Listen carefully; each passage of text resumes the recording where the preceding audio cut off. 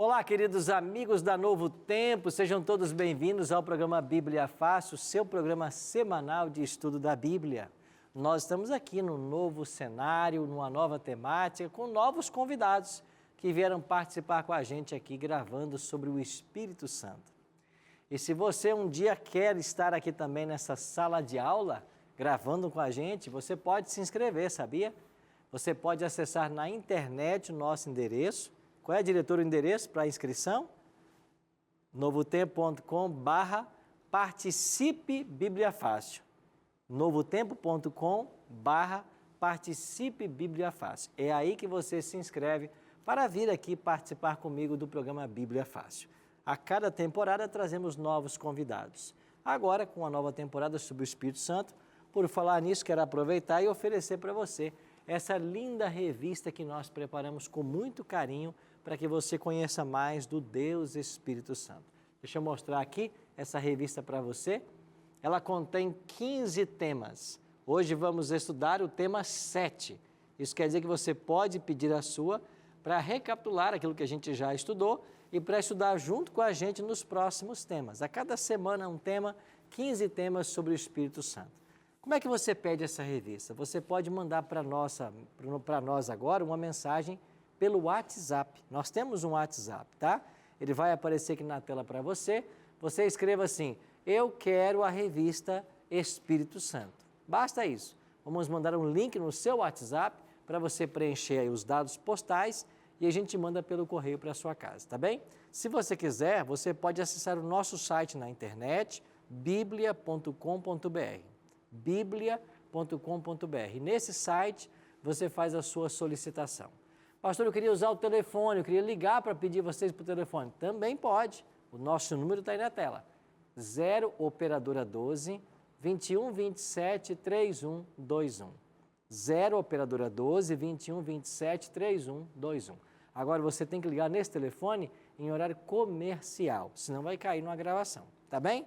Quero convidar você agora a tomar a sua Bíblia. Aqui nós já estamos todos com as Bíblias nas mãos para começarmos mais um estudo sobre o Espírito Santo. Chegamos então ao nosso 7º tema e hoje vamos aprender sobre a chuva temporã.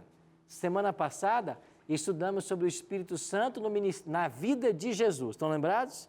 O Espírito Santo participou da encarnação, da dedicação, do batismo, da tentação, da ressurreição, ungiu Cristo no santuário celestial, ou seja, a vida de Jesus foi uma vida marcada pela atuação do Espírito Santo. Aí terminamos semana passada com Jesus indo para o céu, indo para o santuário. Vamos continuar daí? Então hoje a gente vai estudar sobre o cumprimento da promessa que Jesus fez aos discípulos de enviar o Espírito Santo. Chamamos esse momento de a chuva temporã. E nós vamos entender melhor esse assunto. O que é a chuva temporã? Vamos entender melhor esse assunto. Agora, antes de começar o estudo, a gente tem um hábito muito salutar aqui. Qual é? A gente não começa a estudar esse livro sem antes fazer uma oração. Então, quero convidar vocês aqui também a orarem comigo, pedindo uma bênção sobre o estudo. Nosso Pai querido, mais uma vez nos reunimos para estudar a Tua Palavra. Que o Teu bom e Santo Espírito esteja conosco e que Ele nos faça agora conhecer a Tua vontade, conhecer o Espírito Santo melhor e a forma como o Senhor atua em cada coração. É a nossa oração, em nome de Jesus. Amém. Vamos lá então, vamos aprender mais a respeito do Espírito Santo, agora no tema da chuva serôdia. Antes de avançarmos no estudo de hoje, eu queria trazer aqui uma citação de um teólogo chamado Leroy Froom. Ele escreveu uma obra muito bonita chamada A Vinda do Consolador. A Vinda do Confortador em inglês, né? Do Comforter, do Paráclitos em grego. E na página 17, ele colocou uma citação que eu acho muito especial. Froom escreveu assim: a majestade de sua pessoa, falando, é claro, do Espírito Santo, né?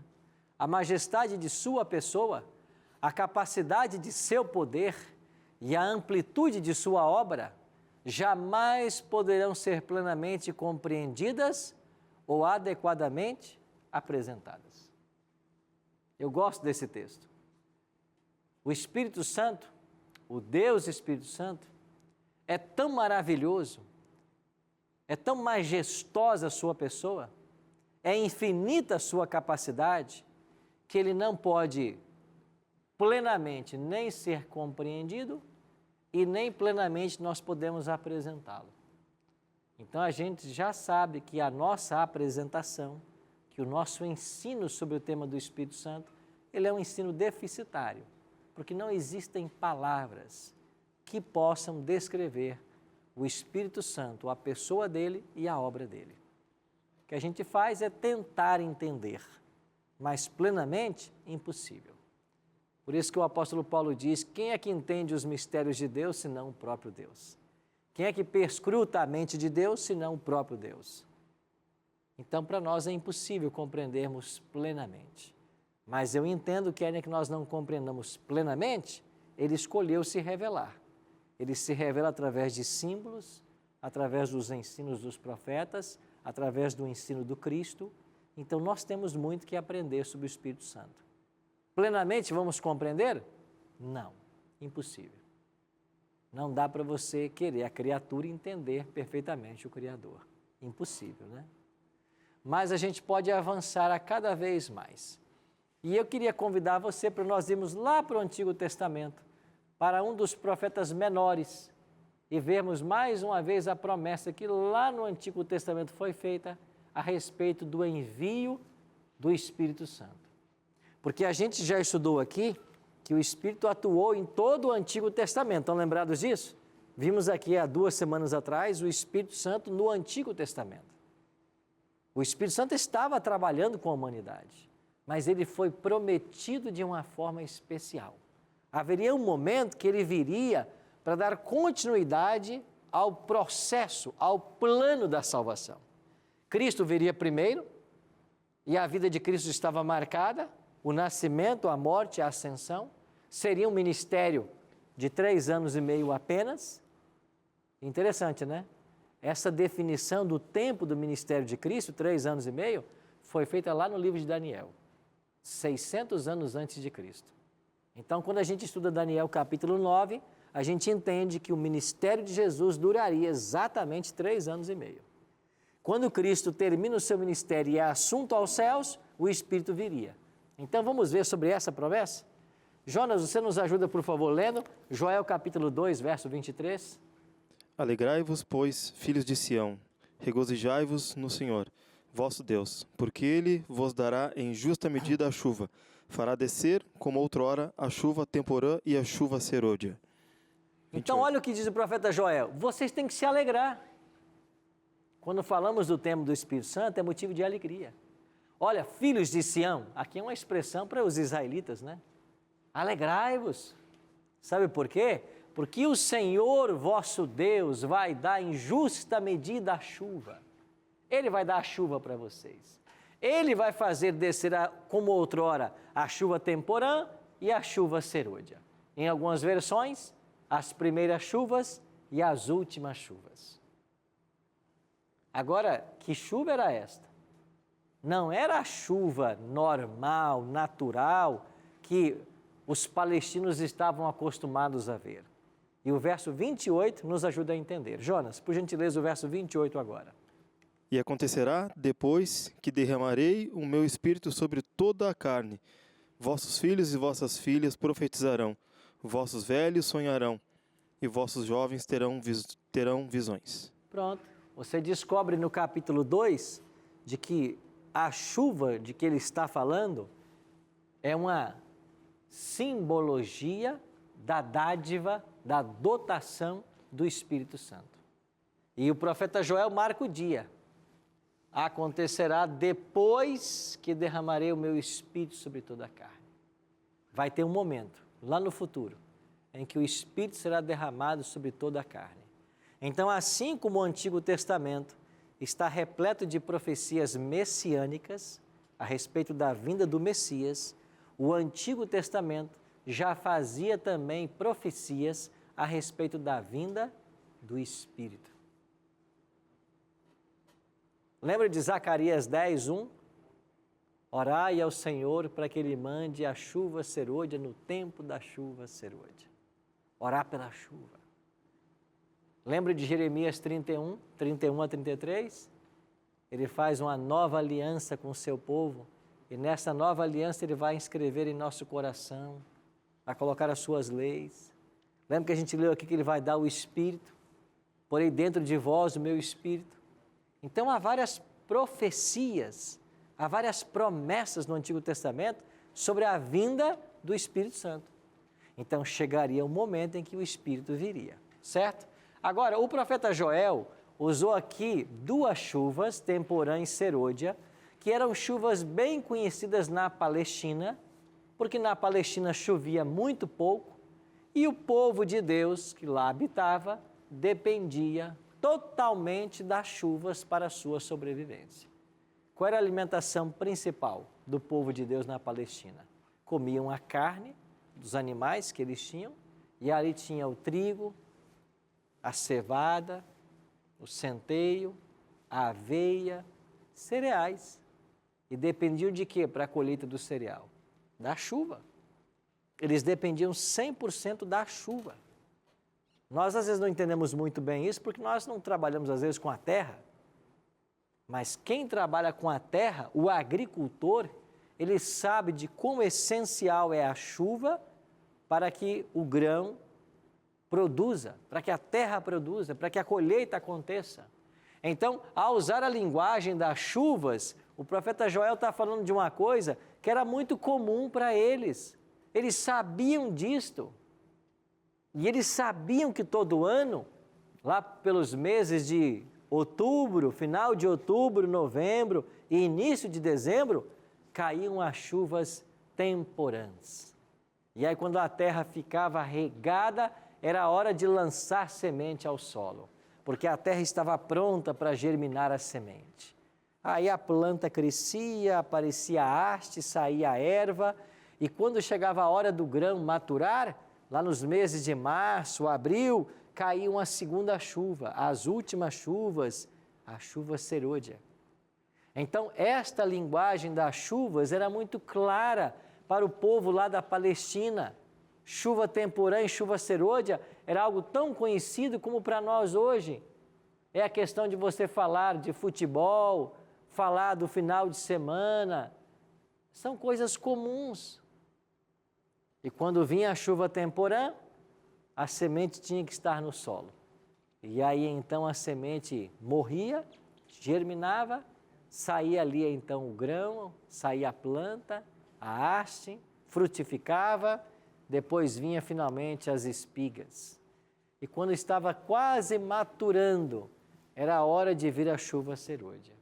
Aí a chuva serôdia dava à planta os nutrientes, a força necessária que ela precisava para que o grão amadurecesse e então propiciasse a colheita.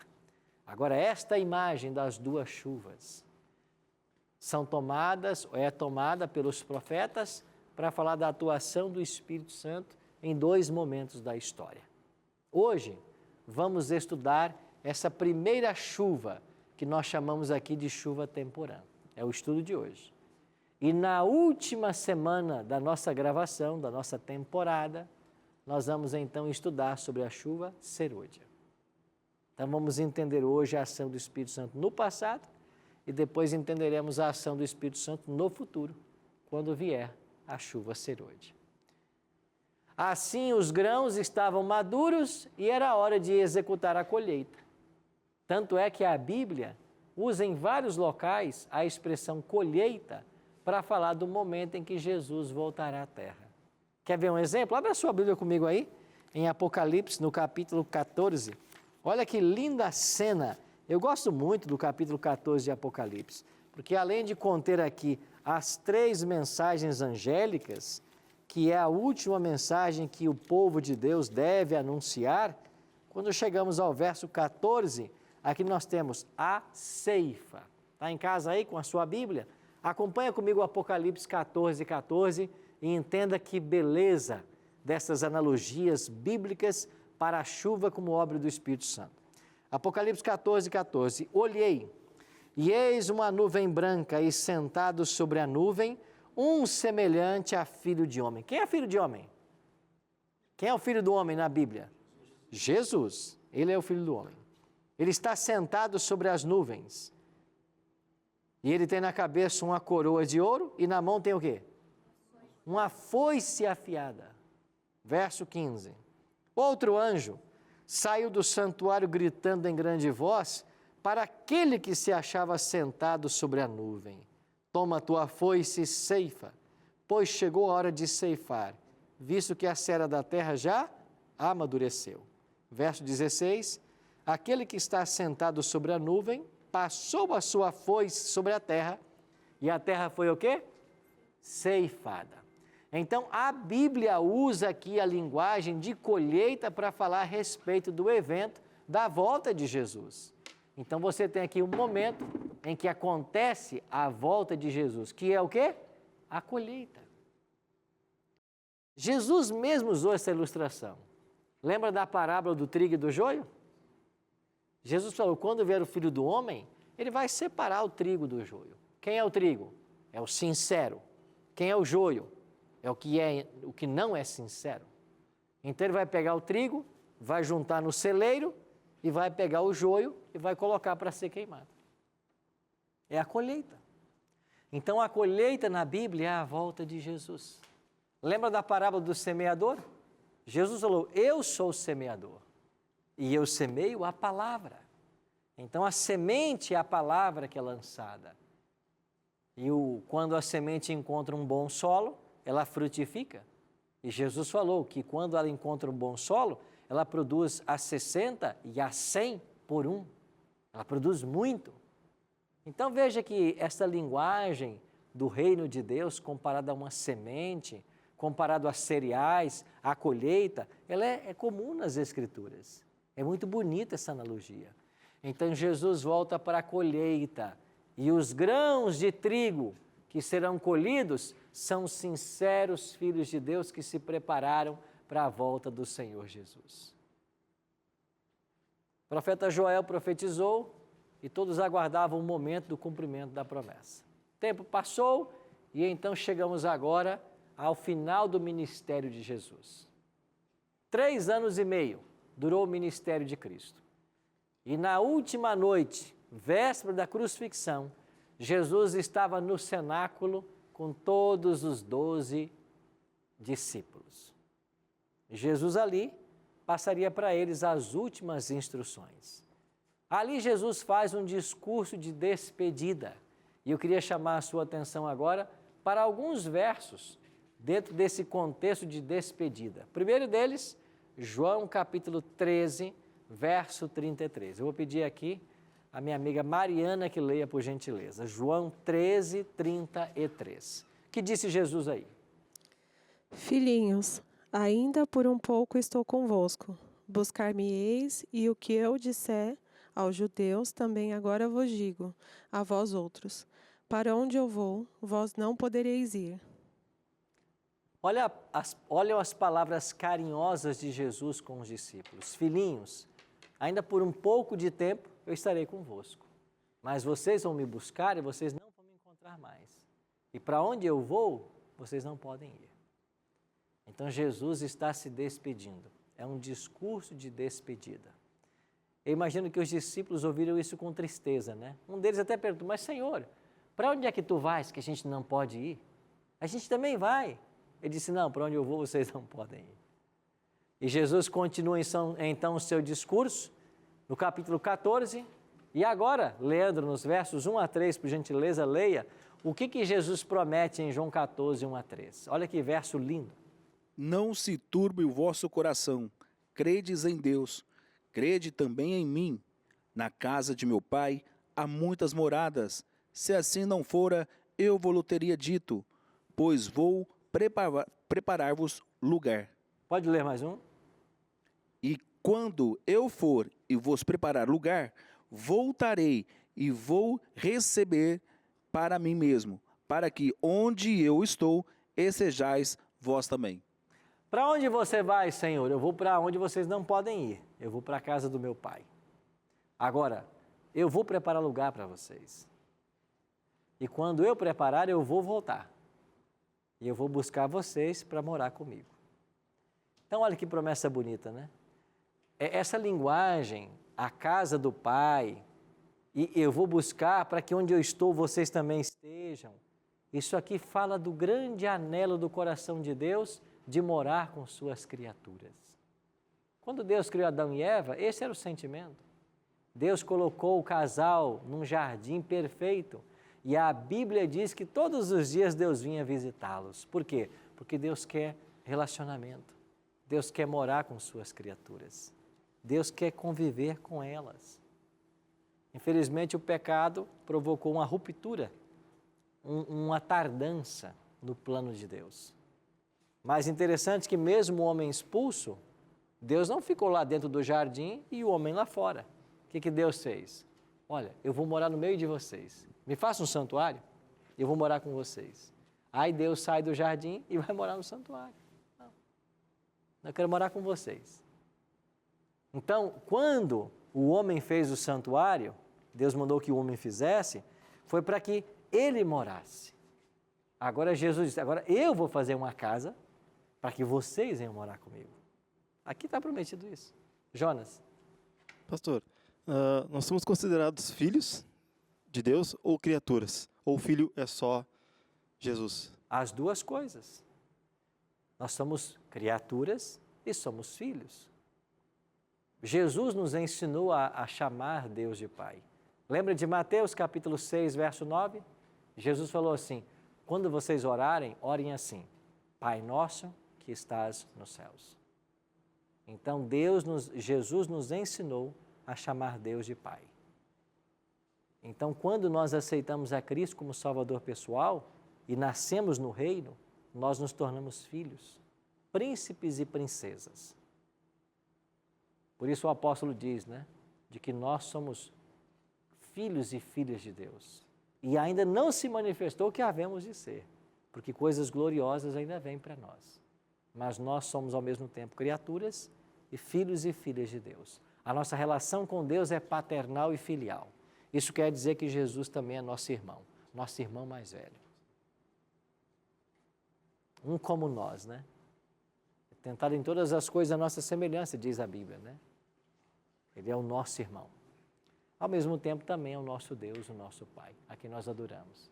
Adriana? Pastor, eu não lembro onde que eu li, mas acho que foi no livro da Ellen White. Ela estava explicando assim que Deus ama mais a nós do que a própria criação, a própria natureza.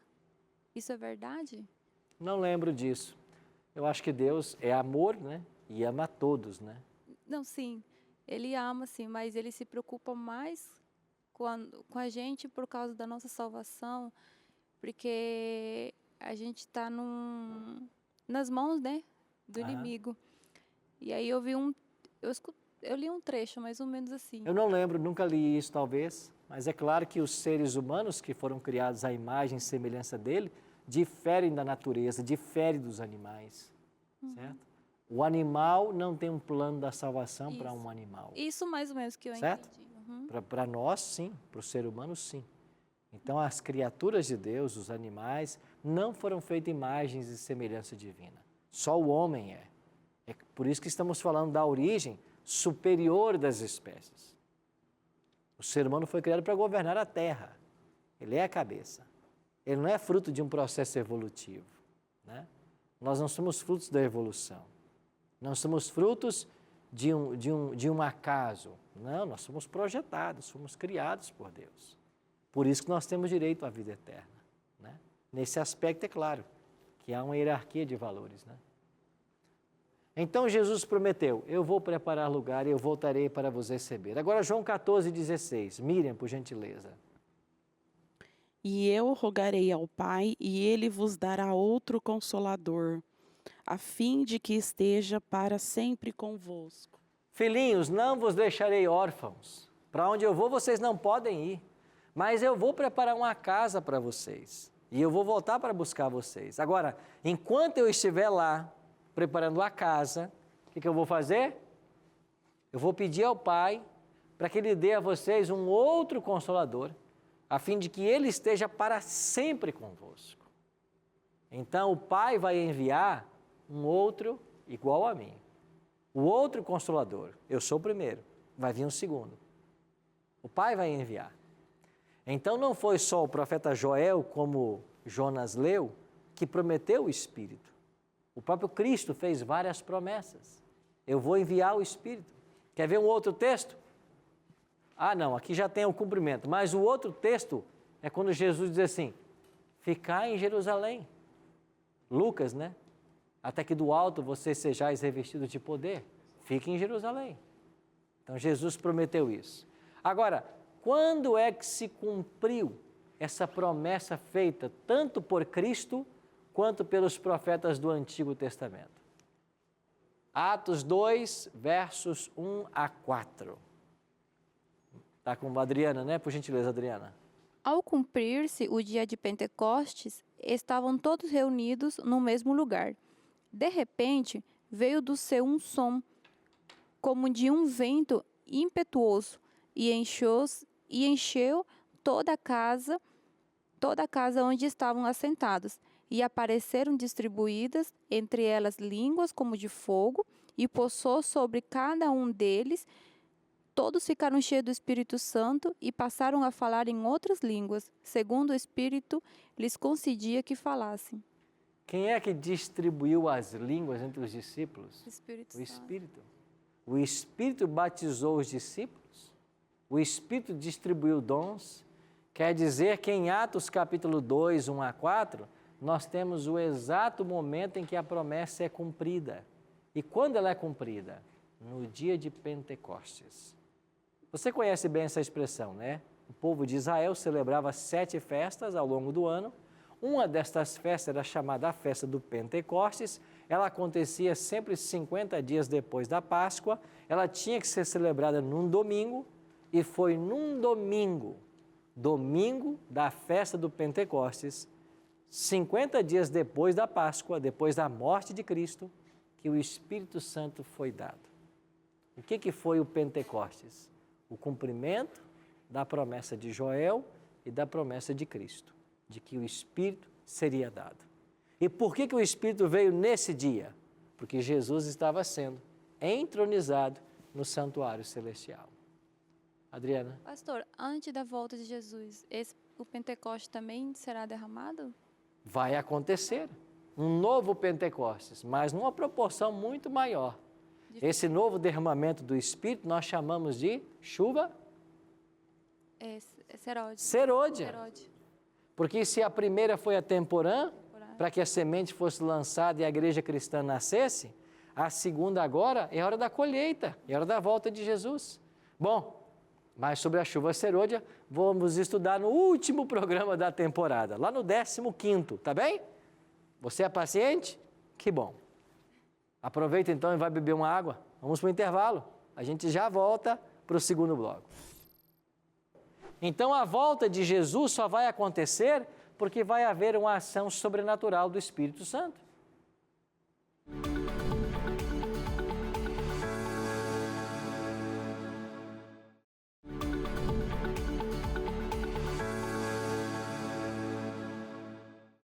Olá pessoal! Estamos de volta com o programa Bíblia Fácil, hoje aprendendo sobre a chuva temporã. Foi bem rapidinho, não foi?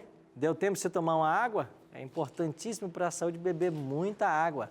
Espero que você esteja aproveitando ao máximo o programa de hoje e aprendendo mais sobre o Espírito Santo. Se você quer pedir lá a nossa revista, o nosso guia de estudo, a gente tem para você aqui. É o Espírito Santo, o Deus dos bastidores. Vai aparecer para você várias formas de contato para você pedir. Você pode telefonar, mandar o WhatsApp, acessar o nosso site, como você quiser. O importante é você pedir essa revista, porque é um presente da Novo Tempo, você não paga nada por isso. E você vai ter acesso aqui a todos os 15 temas que nós estamos estudando no programa Bíblia Fácil nessa nova temporada. Então, não fique sem a sua revista. Aqui todos os nossos participantes vão ganhar essa revista, viu? Ganharam uma Bíblia, vão ganhar a revista, ganharam uma cesta da Super Bom, mas isso não se compara ao que a gente quer oferecer de principal. É o conhecimento da Palavra de Deus. E isso não tem preço, né? Por isso quero convidar você a continuar com a gente toda semana no Bíblia Fácil, aprendendo mais a respeito do Espírito Santo. Peça a sua revista, você não paga nada por isso, é um presente da Novo Tempo. Quando terminamos o primeiro bloco, nós estávamos falando a respeito do cumprimento da promessa feita por Jesus. Também da promessa feita lá em Joel, de que o Espírito Santo seria derramado. Agora, como é que o apóstolo Pedro interpretou os eventos do Pentecostes? Vou pedir agora então ao meu amigo ali, Stein, que por gentileza leia para nós Atos 2, 15 em diante, até o 17. Estes homens não estão embriagados, como vindes pensando, sendo esta a terceira hora do dia. Mas o que ocorre é o que foi dito por intermédio do profeta Joel. E acontecerá nos últimos dias, diz o Senhor, que derramarei do meu espírito sobre toda a carne. Vossos filhos e vossas filhas profetizarão, vossos jovens terão visões, e sonharão os velhos. Até sobre os meus servos e sobre as minhas servas derramarei do meu espírito naqueles dias, e profetizarão. Olha aí.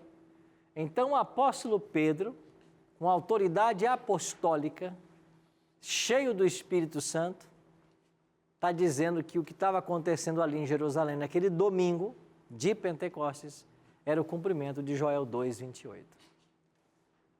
Então, o derramamento do Espírito Santo em Atos 2, 1 a 4, é o cumprimento da promessa divina. Interessante que a divindade trabalha em perfeita harmonia. Na hora certa, o Filho veio, se encarnou, viveu sua vida pura e santa, morreu na cruz, ressuscitou, foi assunto aos céus e agora envia o Espírito. E o Espírito foi enviado e, segundo a palavra de Cristo, ele estaria conosco até a consumação dos séculos. Isso quer dizer que esse momento marca o que nós chamamos de dispensação do Espírito Santo. Então, o Pentecostes marca esse momento.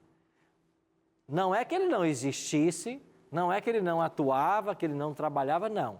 É porque agora há uma ênfase na sua obra. Ele agora é o substituto de Cristo. Cristo foi aos céus e deixou o Espírito Santo, o substituto de Cristo. Eu já disse para vocês aqui de que alguém para substituir Deus, somente sendo Deus. Então é o Espírito Santo. Então começou agora o que nós chamamos de dispensação do Espírito Santo. Eu queria que você olhasse aqui para esse slide, porque ele é fundamental para a nossa compreensão do tema do Espírito Santo.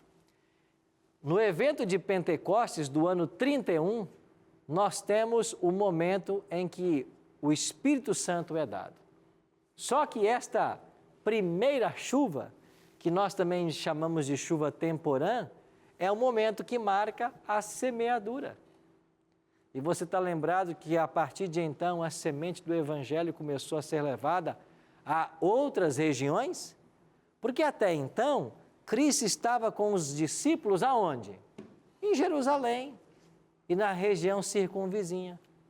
Jesus não estava preocupado em levar o Evangelho para o mundo. Estava? Não.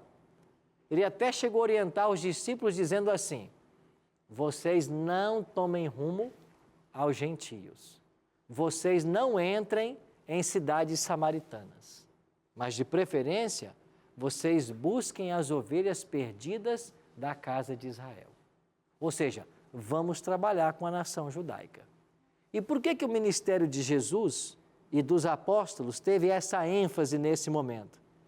Porque lá em Daniel capítulo 9, havia sido dado para a nação judaica 70 semanas de oportunidade, ou 490 anos. E sabe quando é que terminou esse período profético de 70 semanas de chance para o povo de Israel? No ano 34, com o apedrejamento de Estevão. O apedrejamento de Estevão, no ano 34, marca o fim de 70 semanas de graça para a nação judaica. 3 anos e meio antes, Cristo morre.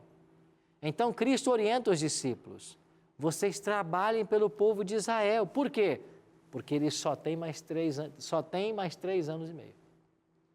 Daqui a 3 anos e meio, vai se encerrar um período de 70 semanas que foram dadas para eles, ou 490 anos. Entendeu? Agora, quando Estevão é apedrejado, estamos agora em Atos capítulo 7, O período profético de graça para a nação de Israel terminou. Agora o evangelho tem que ser levado a todos os povos. E quem é que Deus vai levantar nesse momento para também ajudar na pregação do evangelho? O apóstolo dos gentios. Quem era ele? Paulo. E se você olhar em Atos capítulo 7, versos 54 em diante, Paulo já estava na cena do apedrejamento de Estevão. Paulo estava ali. Então, a mesma cena que marca o apedrejamento de Estevão e o fim da graça para a nação judaica, já tem ali o homem que vai levar o evangelho para os gentios. E esse evangelho, para ser levado aos gentios, para levar além das fronteiras de Jerusalém, só poderia acontecer pelo poder do Espírito Santo. É por isso que semana que vem nós vamos estudar o Espírito Santo no ministério apostólico. Como que o Espírito Santo, a partir desse momento, conduziu os apóstolos na pregação do Evangelho. Mas vamos voltar para Atos capítulo 2. Aqui nós temos o grande arco da atuação do Espírito Santo. E na abertura do arco, você tem um movimento de Pentecostes. A chuva temporânea é dada e a semeadura acontece. Agora, no fechamento do arco da ação do Espírito Santo, nós teremos, Adriana, como você perguntou há pouco, um novo Pentecostes. Mas esse novo Pentecostes chama-se chuva serôdia. É hora de quê? É hora da colheita. E a colheita é o quê? Como nós lemos em Apocalipse 14, 14, o que é a colheita? É a volta de Jesus. Entendeu? Então, a volta de Jesus só vai acontecer porque vai haver uma ação sobrenatural do Espírito Santo. Vou repetir para você que está em casa, para você entender muito bem. Jesus condicionou sua volta a essa terra à pregação do Evangelho. Está lá em Mateus 24, 14. Este Evangelho será pregado em todo o reino para testemunho a todas as nações, então virá o fim. Ou seja, o fim não vem enquanto o Evangelho não for pregado a todas as nações. E a única forma que nós temos de pregar o Evangelho a todas as nações é sendo cheios do poder do Espírito Santo, como aconteceu com a igreja cristã primitiva. O Evangelho só avançou naqueles dias e alcançou o mundo de então pelo poder do Espírito. O mesmo voltará a acontecer agora. Com isso, nós chegamos à seguinte conclusão. Nós, como igreja, só temos uma esperança. A nossa única esperança reside na ação sobrenatural do Espírito Santo. Chamada nesse momento final, chuva serôdia. Esse é o tema do último Bíblia Fácil dessa temporada, 15º. Você entendeu? Então nós estamos vivendo agora dentro do arco da atuação do Espírito Santo. Estamos entre dois Pentecostes, um passado e um por vir. Leandro. Pastor, falando sobre a pregação, né, do Evangelho, de Atos 1 até o 9 não se prega para o gentil, é só os judeus. Claro. Mas a partir de Atos 10 já tem a história do centurião Cornélio, né, que ele vai atrás de Pedro. Pedro tem um sonho, nega Jesus no sonho 3 vezes, e só depois, quando o centurião bate na porta de Pedro, que ele começa a falar e pregar o Evangelho para os gentios. Antes de Cornélio chegar, o Espírito Santo já deu uma visão para Pedro. Pedro, você vai ter uma visão agora que eu vou te explicar para você não rejeitar o homem que está vindo aí. E foi necessário a visão para que Pedro entendesse. Aí quando Cornélio chega, chama ele vai para a casa de Cornélio. Lembra o que ele diz na casa de Cornélio? Olha, vocês bem sabem que não é lícito a mim, um judeu, estar entre vocês aqui, gentios, viu? Não é correto. Mas Deus me fez saber que a nenhum homem considere comum ou imundo. Deus me fez saber. É por isso que eu vim aqui. Então, em Atos 9, você tem a conversão de Paulo, o apóstolo dos gentios. Atos 10, você tem a visão de Pedro, e o evangelho levado ao Cornélio, e a partir daí o evangelho atingiu a todos os campos. Olha como o Espírito Santo foi trabalhando. Então, nós estamos vivendo entre dois Pentecostes. Agora, no momento em que estamos vivendo entre esses dois Pentecostes, qual é a realidade espiritual nossa? Jesus falou assim: porquanto assim como nos dias anteriores ao dilúvio, comiam e bebiam, casavam e davam-se em casamento, até o dia em que Noé entrou na arca e não perceberam, senão quando veio o dilúvio e levou a todos, assim será também a vinda do Filho do Homem. Então Jesus comparou os dias anteriores à sua vinda com os dias de Noé. O que o povo fazia lá? Comia, bebia, casava-se e dava-se em casamento. Deixa eu perguntar para vocês aqui, tem algum problema em comer? Beber, o que é saudável? Não. Casar é problema? Dar-se em casamento é problema? Não. Qual é o sentido do texto? É que eles estavam na rotina. Eles estavam comendo, bebendo, indo trabalhar, fazendo festa, se alegrando. Todo mundo na sua rotina. E ninguém percebeu. Senão quando vieram as águas do dilúvio, mas a porta da arca já estava fechada. Esse é o sinal. E não é isso que está acontecendo hoje? O povo está vivendo como se nada fosse acontecer? O povo está vivendo como se tivesse 100 anos pela frente para viver? Ninguém se preocupa com vida espiritual, em estudar a Bíblia, se preparar, servir a Jesus? Não. Você está entendendo o problema? Então Cristo disse que assim vai ser. E hoje as pessoas estão correndo de Bíblia, correndo de religião. A maioria. Mas que bom que você está aqui com a gente, né? Que bom que você é diferente, que você valoriza. Aí Jesus diz assim, como é que vai ser nos dias anteriores à minha vinda? Igual aos dias de Noé. Agora, como que eram os dias lá antes de Noé? Olha o que diz Gênesis 6, 1 a 3. Como se foram multiplicando os homens na terra, e lhes nasceram filhas, vendo os filhos de Deus que as filhas dos homens eram formosas, tomaram para si mulheres, as que entre todas mais lhe agradaram. Então disse o Senhor, o meu espírito não agirá para sempre no homem, pois este é carnal e os seus dias serão 120 anos. Percebe o papel central do Espírito Santo? Olha, o meu espírito não vai agir para sempre no homem, porque esse é carnal. Então eu vou dar para essa geração 120 anos. O que significa isso aqui? Que dali a 120 anos viria o dilúvio. Entendeu? Eu vou dar para essa geração 120 anos. Aí ele foi e chamou Noé. Então quantos anos Noé passou construindo a arca e pregando? 120 anos. Oi? No deserto? Não. Lembra que a terra era bonita? Nós estamos falando antes do dilúvio. Era perfeito o planeta, uma coisa exuberante, maravilhosa. E Noé então constrói ali uma arca durante 120 anos. E enquanto constrói, ele prega. Ele constrói e prega.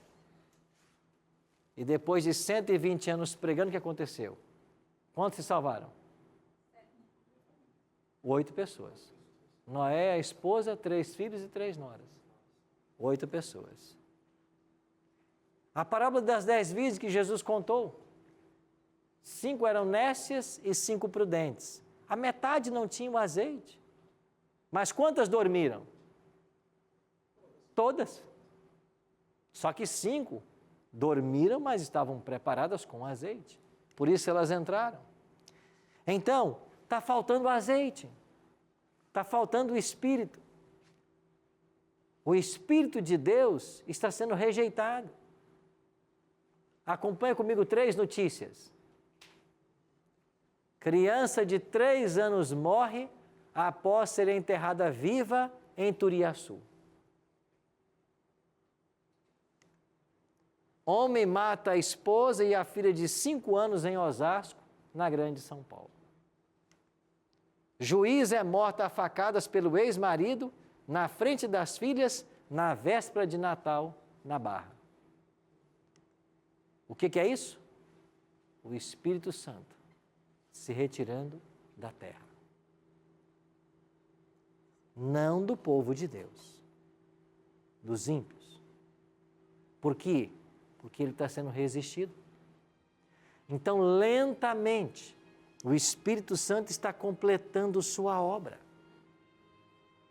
Jesus falou que Ele viria para substituí-lo. E Ele estaria conosco para sempre. E Ele quer estar com todos nós para sempre. Mas nem todos querem estar com o Espírito. E esses que não querem estar com o Espírito, que fecha as portas do coração para o Espírito Santo, estão abrindo as portas para quem? Para o inimigo do Espírito Santo. O outro espírito, o maligno. Então, todas as vezes que você diz não para o Espírito Santo, você está dizendo sim para o diabo. Todas as vezes que o Espírito Santo mostra para você a verdade, você não aceita, você está ficando com o erro e a mentira do diabo. Toda vez que esse livro apresenta para você a verdade, você não quer enxergar, ou não quer praticar, ou quer apresentar suas desculpas, você está dizendo não para o Espírito Santo. É sério isso. Sabe por quê? Porque Gênesis 6 diz assim, o Espírito não vai agir para sempre no homem. Não vai agir.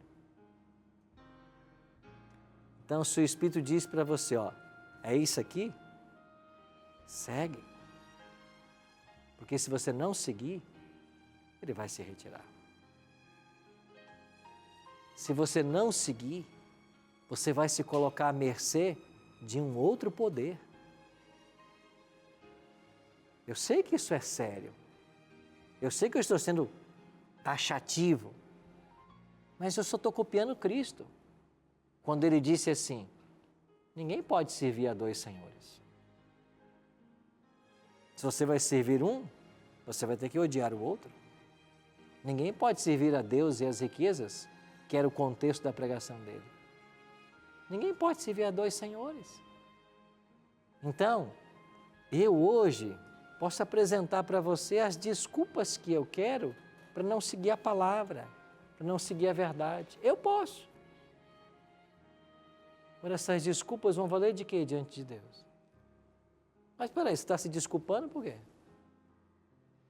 Você não sabe que eu criei você? Você não sabe que eu que dou oxigênio para você? Você não sabe que você só vive porque eu permito? Você não sabe que tudo que você tem foi eu quem deu? Você está com medo de quê? Então para com essa história de ficar inventando desculpas, dizendo, eu não posso fazer isso, eu não posso aquilo, eu não consigo. Para com essas desculpas.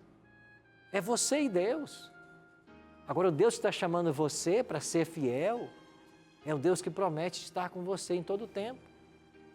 É o Deus que vai abençoar você, vai abençoar a sua família, vai abrir as portas. Lembra de uma coisa, o mar não se abriu enquanto o povo não molhou os pés. Você quer ver o mar se abrir? Tem que molhar os pés. Não é ver para crer, é crer para ver. Então eu e você hoje temos que clamar pelo batismo diário do Espírito Santo. E esse batismo diário do Espírito Santo, nós chamamos de chuva temporã, porque ela começou a cair em Atos 2, mas quem disse que ela parou? Ela não parou, ela está caindo. Então eu tenho que clamar por esse Espírito. E enquanto a gente ouvir agora mais essa música, eu queria que você clamasse no seu coração por esse Espírito. E ao ouvir esse Espírito sobre nossa vida, que Ele nos ajude a sermos sensíveis à voz dEle. Porque aqueles que estão insensíveis, lentamente Ele está dele se afastando. Pensa nisso enquanto você ouve essa canção.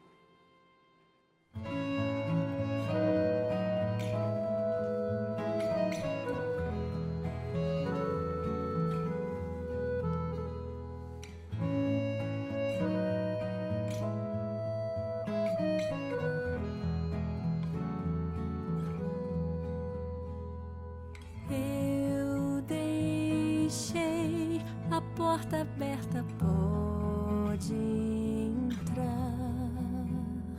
Senta aqui, eu tenho tanto pra contar.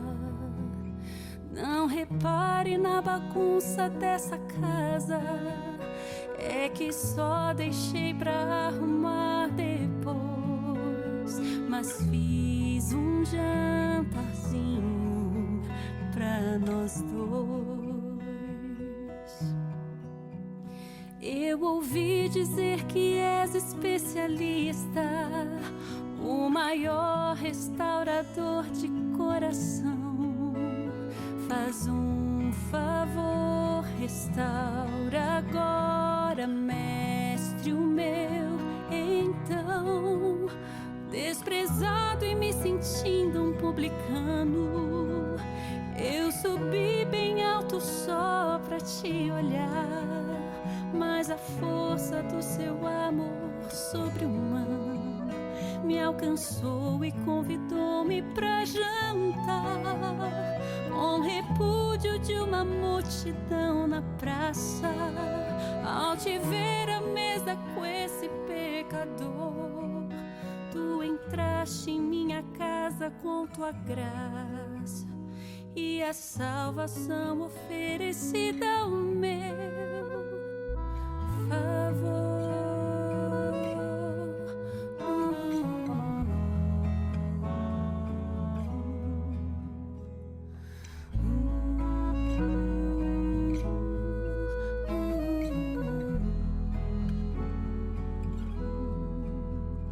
Não repare na bagunça dessa casa, é que só deixei pra arrumar depois, mas fiz um jantarzinho pra nós dois. Eu ouvi dizer que és especialista, o maior restaurador de coração. Faz um favor, restaura agora, mestre, o meu. Então, desprezado e me sentindo um publicano, eu subi bem alto só pra te olhar, mas a força do seu amor sobre-humano me alcançou e convidou-me pra jantar, com repúdio de uma multidão na praça. Ao te ver à mesa com esse pecador, tu entraste em minha casa com tua graça e a salvação oferecida ao meu favor.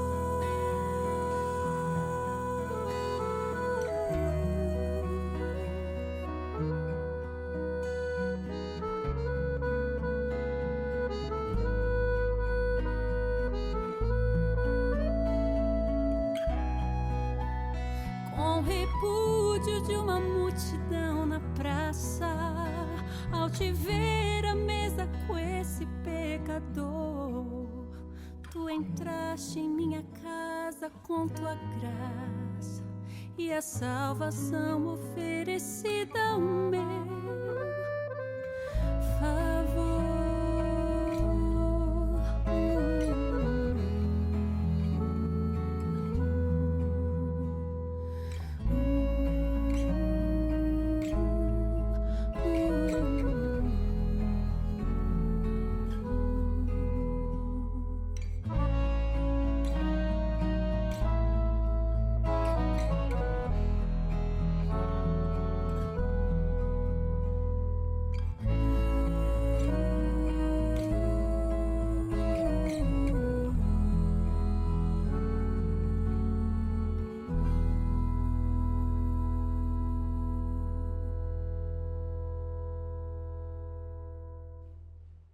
Que eu e você convidemos a Jesus também para entrar em nossa casa. Na realidade, Ele que se oferece, né? Para vir. Ele até chega à porta às vezes e bate, como está escrito em Apocalipse 3:20. E diz assim, se alguém abrir a porta, eu vou entrar e vou cear com Ele. Mas se você não abrir a porta, Ele não pode entrar. O Deus Todo-Poderoso não arromba. Ele só vai se você deixar. Nós podemos manter Deus fora de nossas vidas quanto tempo nós quisermos. Ele respeita isso. Mas diante dos eventos e da proximidade da volta dele, não é seguro passar um dia sequer sem escancarar a porta do coração para que ele entre e faça a morada definitiva. Vamos orar por isso hoje? Pai querido, queremos que o Senhor venha morar em nossa casa e permaneça conosco todos os dias da nossa vida, até aquele dia em que o Senhor vai voltar em glória e majestade e buscar a todos nós para o teu reino, como o Senhor prometeu. Não retira de nós, Pai, o teu Espírito, mas que ele esteja conosco todos os dias, como o Senhor prometeu. É em nome de Jesus que nós te oramos. Amém.